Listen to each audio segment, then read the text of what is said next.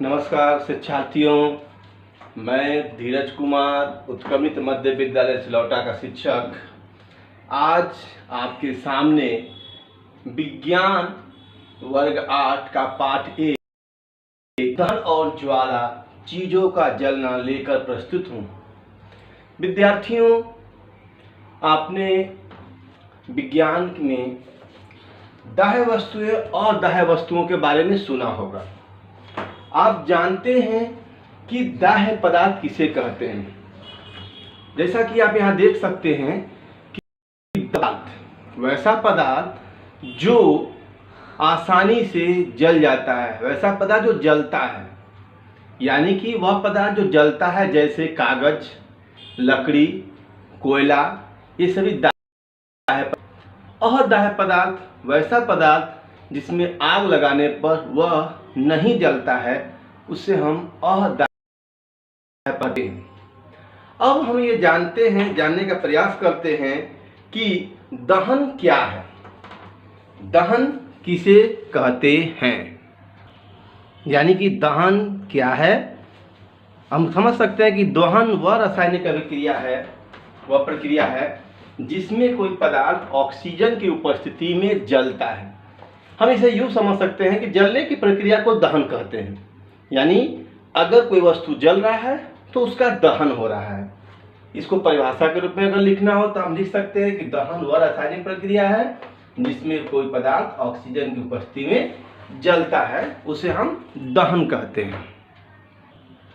जब हम ये जान जाते हैं कि दहन क्या है, उसके बाद हमारे लिए जानना बहुत जरूरी है कि दहन के लिए कौन कौन सी आवश्यक शर्तें हैं। हम ये तो जान दें कि दहन क्या है, लेकिन कोई पदार्थ दहन होगा, कोई पदार्थ जलेगा, तो जलने के लिए क्या क्या कंडीशन हो सकती है ये हम जानते हैं। दहन के लिए हमारे पास शर्तें हैं। अगर इन तीन आवश्यक में एक भी शर्त पूरा नहीं जलेगा, जैसे पहला हमारा आवश्यक शर्त है ऑक्सीजन की उपस्थिति। जब तक ऑक्सीजन नहीं होगा कोई भी चीज नहीं जल सकता है, यानी कि सबसे पहले जलने के लिए ऑक्सीजन की उपस्थिति होना अनिवार्य है। दूसरा आवश्यक शर्त है दहनशील पदार्थ की उपस्थिति, यानी ऑक्सीजन है लेकिन अगर वह पदार्थ जलने लायक नहीं है तो वह नहीं। उदाहरण के लिए अगर इस कागज को हम जलाएंगे तो यह जल जाएगा, लेकिन अगर एक पत्थर को हम जलाएं तो वह पत्थर नहीं जलेगा, यानी कि जलने के लिए उस पदार्थ का दहनशील होना आवश्यक है। और तीसरा मुख्य आवश्यक शर्त है ज्वलन ताप की प्राप्ति।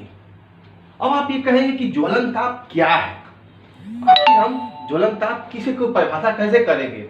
तो ज्वलन वह न्यूनतम ताप, ज्वलन की परिभाषा है कि ज्वलन वह न्यूनतम ताप जिस पर कोई जलना शुरू कर, जिस ताप पर कोई पदार्थ जलना शुरू कर देता है उसे हम ताप कहते हैं। उदाहरण के लिए अगर इस पेज को अगर माचिस की तीली से जाए तो वह तुरंत जल उठे, लेकिन अगर एक पूरे लकड़ी के टुकड़े को या पटरा को हम जलाएं तो वह नहीं जलेगा, यानी कि जलने के लिए आवश्यक जरूरी है।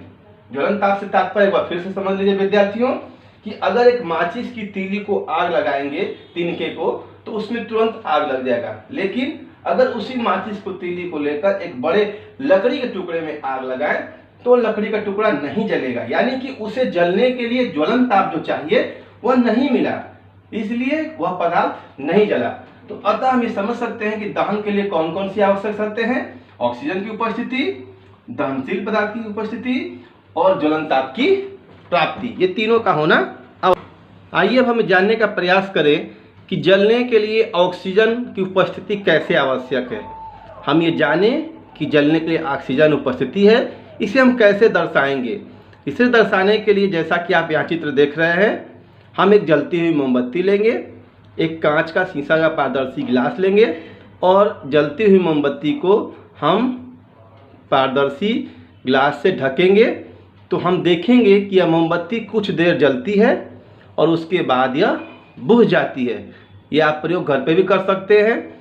ये मोमबत्ती तब तक ही जलती है जब तक कि इस ग्लास में ऑक्सीजन उपस्थित रहता है। जैसे ही इस ग्लास का ऑक्सीजन समाप्त होता है, मोमबत्ती बुझ जाती है, क्योंकि कार्बन डाइऑक्साइड की उपस्थिति ज़्यादा हो जाती है और ऑक्सीजन की मात्रा कम हो जाती है, इसलिए यह मोमबत्ती बुझ जाती है। अतः हम समझ सकते हैं कि ऑक्सीजन की उपस्थिति अनिवार्य है।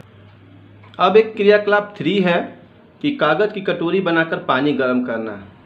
जैसा कि आप जानते हैं कि अगर एक हम कागज़ की कटोरी अगर बना लें और अगर उसे ऐसे ही एक माचिस की तीली से हम उसको जलाएं, गर्म करें, तो उसमें तुरंत आग लग जाएगी, वो जल जाएगा।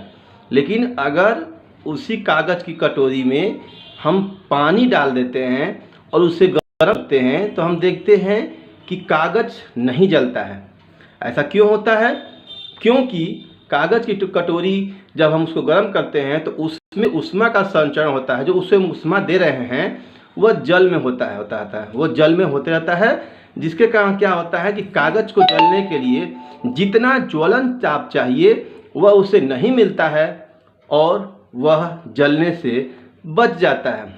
इसीलिए ज्वलन ताप किसी भी वस्तु के दहन के लिए एक महत्वपूर्ण घटक है, क्योंकि अगर इस कागज़ को हम ऐसे जलाते तो वह कागज़ जल जाता, क्योंकि उसको जलने के लिए जितना ज्वलन ताप चाहिए था उसको मिल जाता।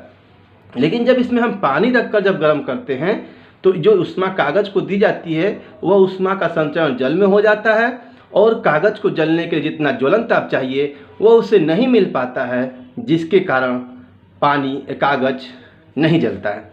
यहाँ हम ये ज्वलन ताप की जो प्राप्ति है इसको हम दर्शा रहे हैं।